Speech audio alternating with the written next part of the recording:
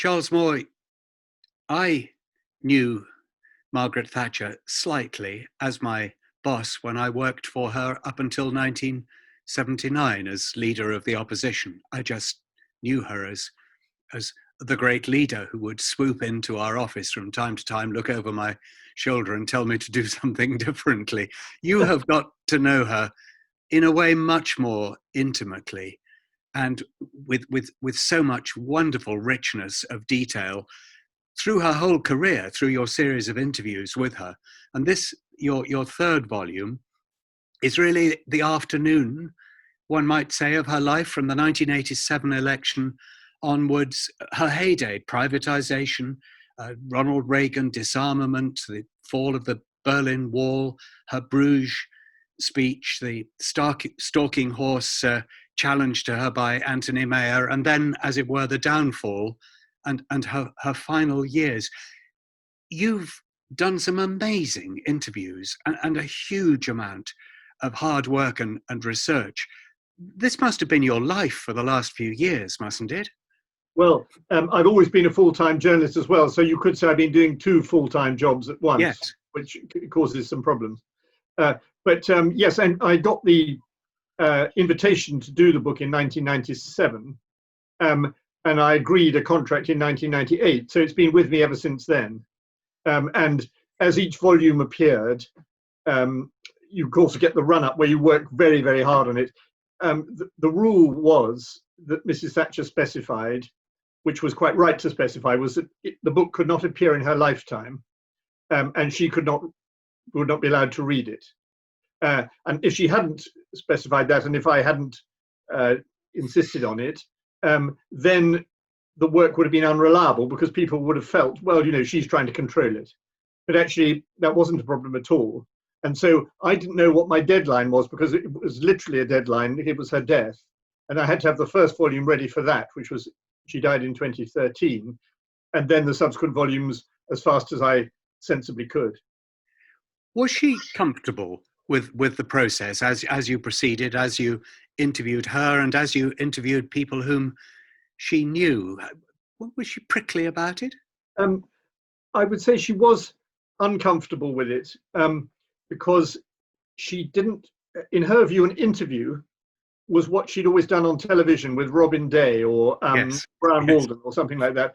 And it was essentially a combat which she had to win in front of millions. And though it was she that asked me to write the book and we had good personal relations, she could never forget her normal attitude to interviews when I was interviewing her. So if anything, she found anything awkward, which she did because she very much disliked personal inquiry, she would try to deflect and she would start to accuse me of things that weren't necessarily true.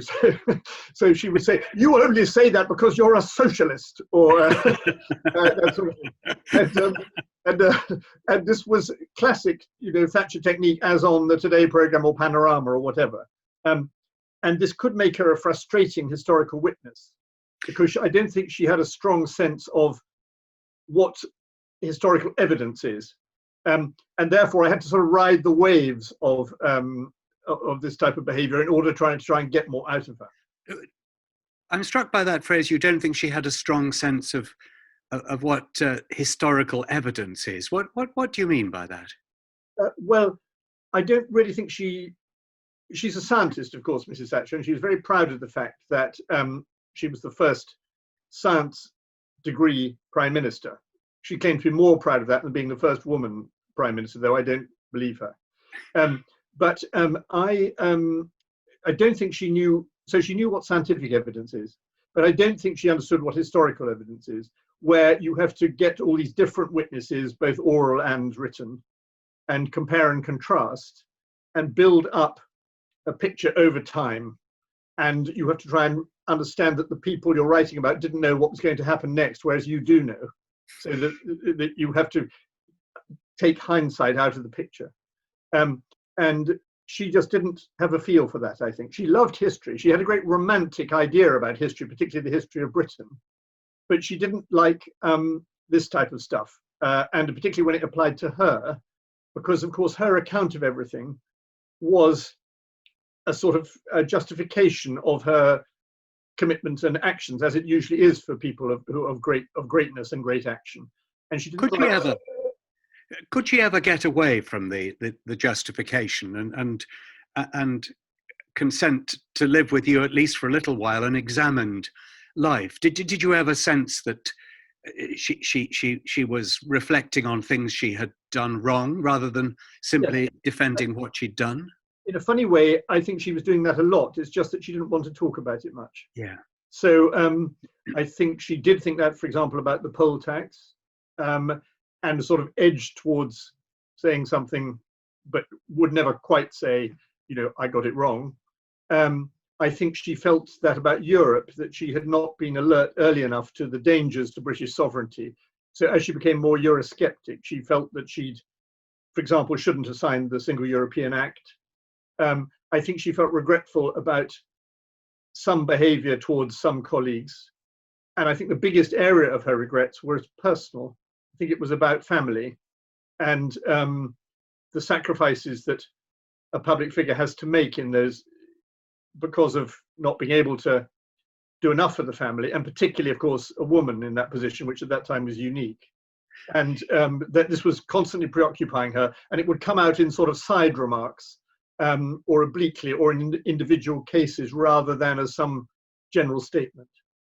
I want to come on to family in a moment, and also to some of the landmark events in the book, but I'm just interested in the process of being an authorized and yet a dispassionate biographer, as you were. Over the period in which you were conducting interviews with her, her mental state was, I suppose, gradually deteriorating. Did that become very evident to you? Yes, it did.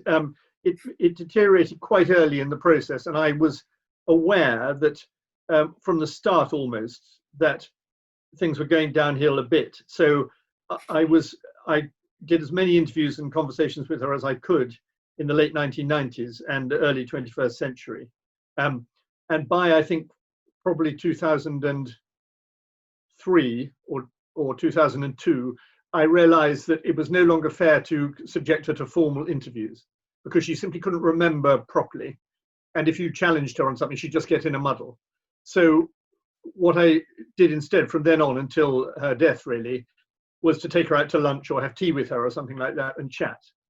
And if you asked her to give a formal consecutive account of events, it didn't work. But if you dropped a name, say, and you said, oh yes, well, what about X? She'd say, ah, yes. Now, he was very important because, and off you, and you get little gems coming out of, to some extent, almost like coming out of mud, finding gems in the mud.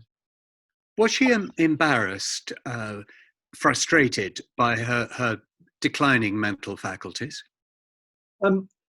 She was frustrated, but she, again, didn't talk about it. Just occasionally, there's an example I give in the book where she uses that word mud again, not with me. She said to somebody else, she patted her head and said, it's all mud. And there was that, you could see her struggling for a word or a name. And this did frustrate her. But I think on the whole, given what an impatient person she was in some ways, she was rather dignified in her old age. I don't think she, some old people just get absolutely furious. And this did happen to her occasionally, particularly when she got nervous before a public meeting or something. But on the whole, I was rather surprised, I think, by the sort of quiet dignity of her old age. Let's move from the person to the career, as I say, the afternoon of her career. And the biggest question of all, it's the old hero in history versus the Marxist onward march of forces of which we are only really puppets.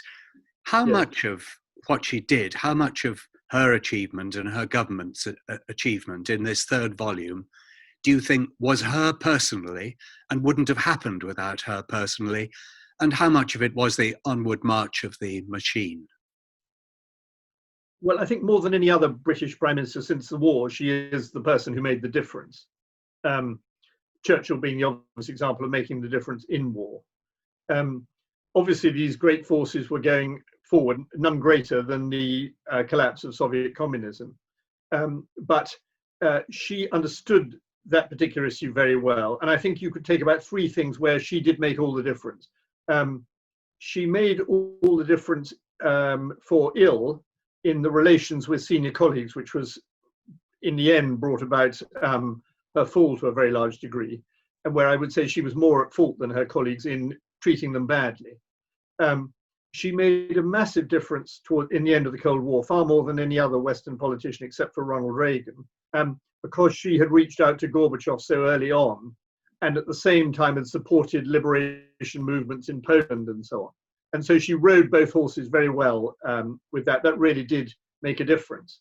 And I think on the European issue, she was extraordinarily brave, some would say rash, and many would say mistaken, in opening up that issue in British politics, which had been sort of closed for about 10, 15 years, and foreseeing and warning against some of the problems like that of a single currency, which later beset us. So that wouldn't have happened without her. The other respect in which she matters in a way that the march of events, which adds to or is separate from the march of events, is that she was the one and only woman. That has just had an enormous sort of optic in the world. And I think it did give an example of a different form of leadership, which is why people are so fascinated by her today, even whether or not they agree with her policies. So I think on the whole, the impact of the person and views and character of Margaret Thatcher was enormous. You mention in the book that it was virtually the case that she was recognized everywhere she went in the world. That can't be true of many people. No, even in the 24-hour news cycle age, that is the case. And she was extraordinarily famous. And this, I think, was very difficult for her psychologically in her last years when she's becoming very unpopular in Britain, and became absolutely super popular in most of the rest of the world. So you have these extraordinary visits to places like Ukraine, Armenia, when they're opening up from Soviet tyranny, and literally hundreds of thousands of people throwing flowers at her in the street. And then sort of you come back to sour, wet old London, and they're chucking bricks. And I think hard for her to sort of understand that, though actually it's a fairly typical trajectory for famous leaders. It is said that all power after a while goes to people's heads and they become either arrogant or vain, inflexible, out of touch. How far do you think that process went with her? Well, funny enough, I don't think she was ever very out of touch. I think she was extraordinarily acute politically about what was worrying people, particularly what she would call our people, the sort of natural supporters. I do think, though, she became more dismissive and arrogant towards colleagues. That's undoubtedly the case, and less good at listening to them. Because one of the fascinating qualities of Mrs. Thatcher, as she rose in the world and as she became Prime Minister in the early years, was oddly not so much her stridency, but her caution. She always had a messianic side to her. She was a very good preacher in politics, but this was always qualified by her obsessive concentration on needing to know the detail and preparing for the right moment. Famously, the miners' strike, she gave in to the miners in 1981 so that she was ready to defeat them in 1984. Now, these qualities did I think, diminish in the last, after she won her final election victory in 1987, and it became a serious problem by 89-90. I was very struck by what you've returned to quite often in the book, which was that saving sense of caution that she had, at least in the earlier part of her career. And I've often wondered, Charles, her tendency to appoint people, ask them to let her know the problems, listen to the problems, and then shout at them and humiliate them, and then go away and finally compromise, having listened, although having given every impression of not listening. It was almost as though she outsourced her own doubts to other people. then listened to the doubts, then shouted back at them. I'm not explaining this very well, but no, I think you get what I mean. You're explaining it very well, actually. I think that's exactly what she was doing. And the reason for that was, first of all, political caution. So she wanted to survive herself. So there's a certain selfishness there about, it didn't matter so much if the others suffered compared with her, but also that this was her way of galvanizing the system. I think one of the things she was best at was the immense natural lethargy of a huge bureaucratic machine, and indeed to some extent of a political party. And she really did not want that or like it. She knew that she had to try, in the cliche, to make a difference, and she really, really did. And one of the ways you make a difference is to keep on snapping at people, badgering them, arguing and arguing. And I also think, finally, that that process of rather rude argument was her way of thinking. I think it clarified issues in her mind, so that it was extremely disagreeable quite often for the person who was on the receiving end, but it did actually help. It did mean that a thought was clarifying and a result would occur. What, in your view, in the period that this last volume covers, was her biggest mistake? Well, in this last volume, I would not say the poll tax, because that had already got set in the previous period, and oddly enough was agreed by all colleagues rather readily, with the notable exception of Nigel Lawson. I would say it was personal relations. I would say that she didn't appreciate the fact that she had some very able senior colleagues who deserved more respect. And these, above all, would be Nigel Lawson and Geoffrey Howe, who, by the way, themselves were quite difficult, particularly Nigel as a colleague to deal with. But I think in the end, she was not really running a government. She was on a mission that became too lonely. All the titles of my book refer to her, the three titles refer to her sex, because I think it's such a dominating feature. And the last one is herself alone, because I think that's what it became. It was a disadvantage of in many ways, advantage of being the only woman and therefore being innovative and brave in a different way and so on. But the disadvantage was she was isolated, and she, to use a phrase in a pre-COVID sense, self-isolated towards the end. One of the issues on which she was, in a sense, ahead of her time, perhaps came too early, but as a scientist could have done so much more, was the environment. You quote from her really very forward-looking speech on the importance of the planet. Tended to be overlooked, that speech, because her natural supporters in politics are not particularly eco-warriors, but in her funny way, she was a bit of an eco-warrior.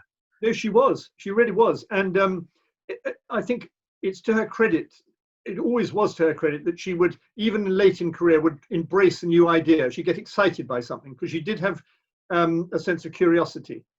And in 1988, she started to pay attention to articles that were appearing, particularly one in New Scientist, about climate change. And when she was asked she's a fellow of the Royal Society because she was the first scientist prime minister. And they asked her to give the annual speech in that year, in September 88.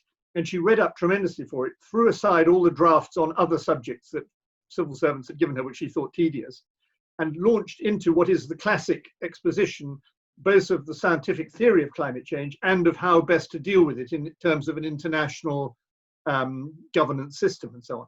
And that's it. And she did it. And to show the extent to which it was visionary, it's quite interesting to know that when she delivered this speech in Fishmongers Hall at the dinner, she was expecting television cameras. But when the BBC heard that it was about climate change, they thought it was such a boring and unimportant subject, they removed the cameras.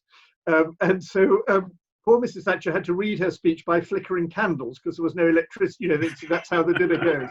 And she was struggling to read out these prophetic words. It's quite emblematic, I think. I've never forgotten the passage. I'm not quite sure if it was in that speech or another one, in her very home ownership Thatcherite way, explaining the dangers to the planet and our response in terms of, I think she said we did not have a freehold on the planet, but it was a repairing lease. Is that was yes, that's right.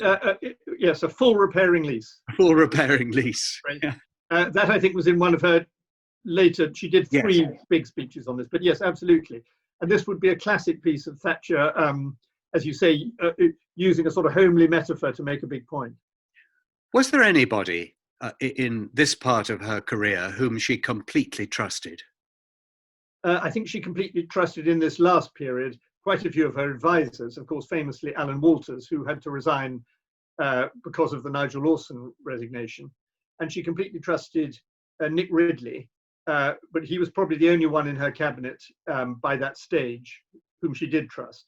And so the strong cooperative elements that had been very apparent in the first 2 terms, with Geoffrey Howe in the first term, with Nigel Lawson in the second, to some extent with Norman Tebbit, had disappeared, and it was too antagonistic.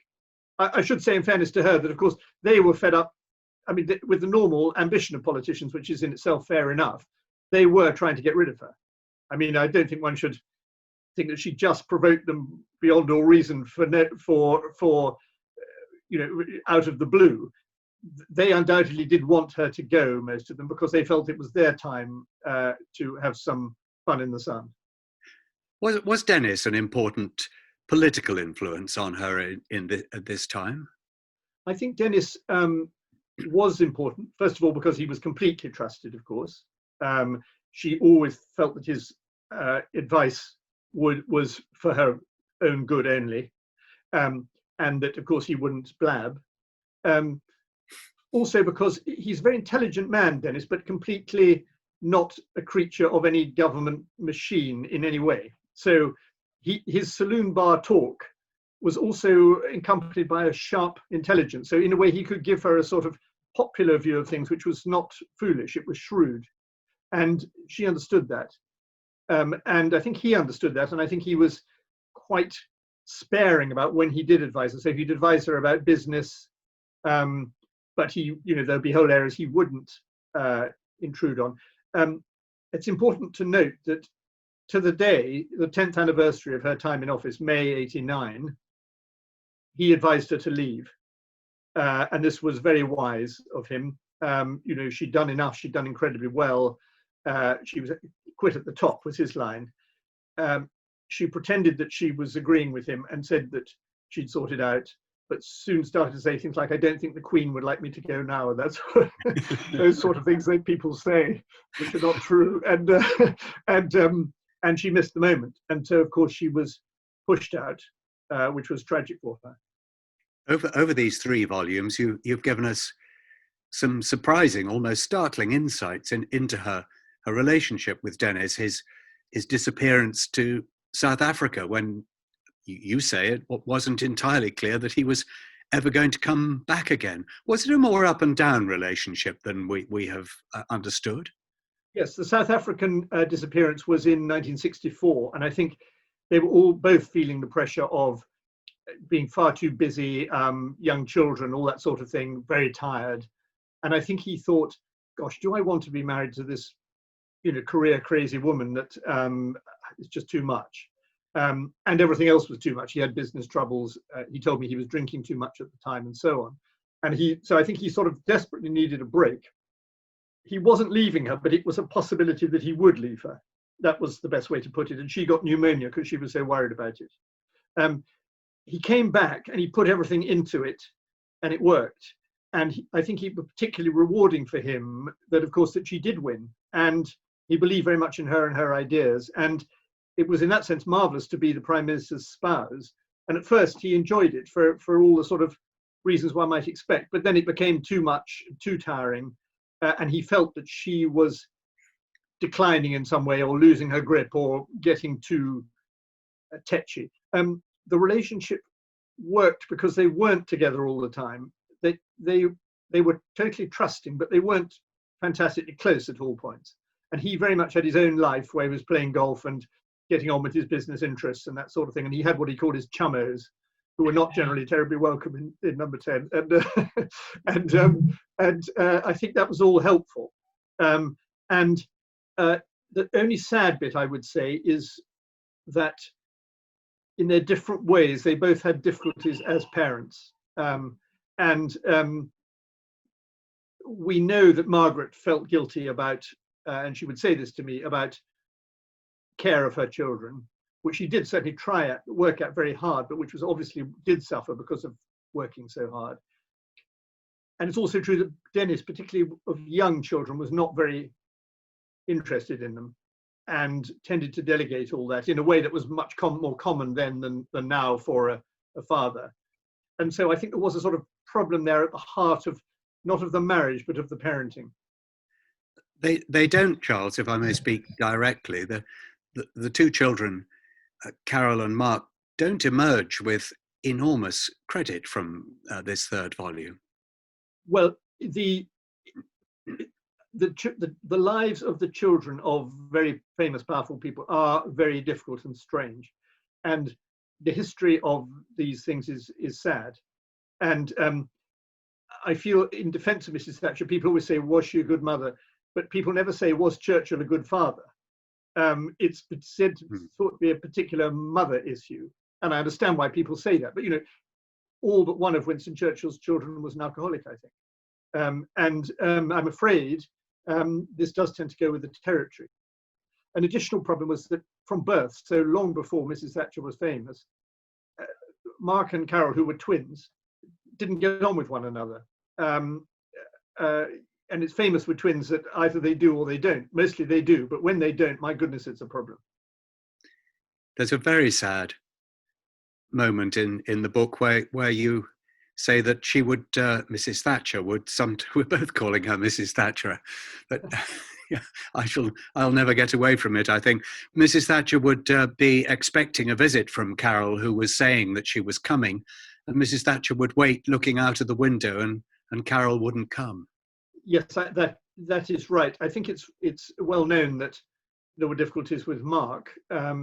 It's perhaps less well known that there were difficulties with Carol, but there were. And in a way, I think when you look at the relationship of both the children, they're very different people. It was slightly as if they treated their mother as students treat their parents, as if the children, are not quite grown up, and therefore they're entitled to resent them and say, "Oh, Mum, why don't you do this? Oh, Mum, why?" There's a sort of feeling of a lack of empowerment with the children, and I think with Carol, that was noticeable.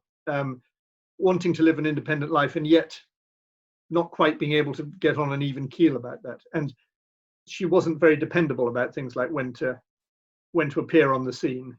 Again, that slightly studenty air. And Mrs. Thatcher was in that sense quite lonely. She was very, very well looked after in old age by really super carers. She had wonderful carers who understood, for example, that she loved poetry and she knew a great deal of it by heart. And one of them, Kate, would recite the poems. They'd take it in turns to recite poems and read them and that sort of thing. Whole elements of Mrs. Thatcher not widely known to the public, but in terms of relationship with the children, it never really did get on the right keel in old age, I'm afraid. You deal, of course, in great detail on her resignation, finally, as Prime Minister. I felt at the time, I had left Parliament many years before that happened. I felt at the time that it would be possible really to love her, admire her, respect her, and tell her that she ought to go. I don't think she ever really accepted that it was possible for friends to be loyal and at the same time to think it was time to quit. Am I right? You might be right about that. Though, as I say, Dennis did tell her, and I think yes. She took it. She didn't agree with him, but she took it well. She didn't regard that as an act of disloyalty. I think that the trouble was that because she was bad at this sort of thing, her colleagues were just too frightened of her, and therefore, instead of saying, "Margaret, I really think it's time," they did really plot against her. And while it's not an admirable thing to do, you can sort of understand why they did it. The whole thing was incredibly tricky. So when it happened, she felt a tremendous sense of betrayal, and I think she had some justification for feeling that. But it's also because she'd been in so long, she didn't really have any equals in the cabinet any longer. You know, when she had Willie Whitelaw, Geoffrey Howe, and so on, these were people who'd been, as Dennis used to put it, on the long march, and had known her right the way through. There wasn't such a person left in November 1990 who could say, Margaret, this is my honest view, and she would listen to it. And so what you see is people manoeuvring for their positions and claiming to support her, but actually working against her. And this is unattractive and, of course, very distressing to her. Did she, in old age, lose her bitterness about that episode? Did she ever come to understand that it was probably for the best that she should go? I don't think she ever understood that it was probably for the best that she should go. She always would say, there's so much to do. I wish we could there's so much to do. And she loved action, and so she felt very frustrated. However, I think she did have some softening towards individuals. So, for example, for her 80th birthday party, Geoffrey Howe was invited when, you know, the hatchet was not buried for a long time, but I think it ultimately was. And with quite a lot of other people, she softened. She was prepared to see people. Her grudges diminished, and she gradually became calmer. And in this respect, her loss of mental powers did actually help, because it's not for nothing that people talk about a second childhood when they speak about extreme old age, because in a way you live for the day and you live for simple things. So she loved feeding the dog and admiring fresh flowers and that sort of thing, instead of thinking, why aren't I Prime Minister? Why aren't I? And she became rather a sweet old lady and would see senior colleagues with pleasure and without acrimony. Religion, you mentioned that partly at Dennis's prompting, they started to go to church much more regularly in the last years. I remember when I was her letter writer, someone wrote, a member of the public, to say that she had just lost her husband and she was finding it hard to carry on living, and was kept alive only by the belief as a Christian that she would see her husband again in the next life. Do you, Margaret Thatcher, said this lady, do you believe in the next life? If you do, I should find it amazingly comforting if you would tell me so. I didn't know how to reply to the letter, so I put it up to her for her reply. She wrote in her own hand to the lady, and I'll never forget the phrase she used. Christians believe in the afterlife, and I am a Christian. That was her only answer. And I thought it a strangely careful reply. Do you think her attitude changed as the years went by? I think it was a truthful reply, because she tried to conform to the teachings of Christianity without always personally feeling that everyone was so. And so I don't know her views on the afterlife, but it'd be perfectly possible that she might inwardly think, well, actually, I just can't imagine what on earth the afterlife is. And yet, I accept the teaching. She was sort of conscientious in that respect. I think she had a very English form of Christianity. That's to say, she was totally uninterested in liturgy, churches, and theology, and ecclesiology, and all that sort of thing. And in that way, she was very ecumenical. So though she was a low church Protestant, she was very pro-Catholic, for example. It wasn't a problem about sort of hating various, unsectarian. And I don't think she was spiritual, but I think she did believe in God, and she did believe in Jesus as God, and she did believe in a Christian idea of social order and of duty, the great human duty, which Methodists particularly keen on the not wasting a minute, that your time is consecrated by God and to God, and you must fulfill that duty. It's one of the reasons she worked so hard. And so I think all that was very real to her, and I think it gives the lie to the accusation about how she didn't care about society. She had a particular vision of society, which she, historically probably inaccurate, about a certain sort of Christian order that had existed in England, and particularly England. Not so much Britain as in general, and I think that was a sort of real thing she was trying to rebuild. We're running out of time. We're running out of time, but there are just two questions, one trivial and one a very large question that I want to ask. The trivial one, which I can't resist mentioning, you write about Dennis's friends and his life away from home, and about a woman called Mandy, you say, whom he got on awfully well with and saw a great deal of. You don't suggest anything untoward, but you suggest that they really became quite good buddies. Only as one turns the page does one realise that you're talking about, well, tell us, who is it you're talking about? It's Mandy Rice Davis. Yes. I did that as a bit of a sort of reveal in the book, as you say. So she was married to Ken Foreman, who was a friend of Dennis, and therefore she appears as Mandy Foreman in the book, and I then get to the point where I reveal that she was Mandy Rice Davis. It is true, it's very funny, it's very incongruous, it's like an absurd game of consequences. I'm very grateful for Andrew Lloyd Webber for putting me onto this. He let me know about this unusual but it was a strong friendship which went on for about 20 years, I would say, or thereabouts. Yes, I think it is part of Dennis wanting the other life, and probably more of a fun life. He liked cocktails, he liked jokes, he liked attractive women, and he didn't necessarily want to talk about policy till 4 a.m. So I think it all sort of fits in with the fairly separate, though, as you yourself say, not untoward life that he was leading. And finally, a very, very large question. There have been 3 volumes now. This is the third and the last. You meet her, so to speak, as a girl, as a young woman, and that first volume is amazing. And you depart from her. You say goodbye right at the end. Do you, as you say goodbye, not just to her, but to many years of your life and your work, do you like her more than you did at the beginning? Do you admire her more than you did at the beginning? It is an interesting question, and I don't find it very easy to answer, but I think the word like is not the word I would use. I think Mrs. Thatcher was dislikable in some ways, though I had very little personal difficulty with her. I'd more say that I rather loved her, because I think she was so brave and magnificent.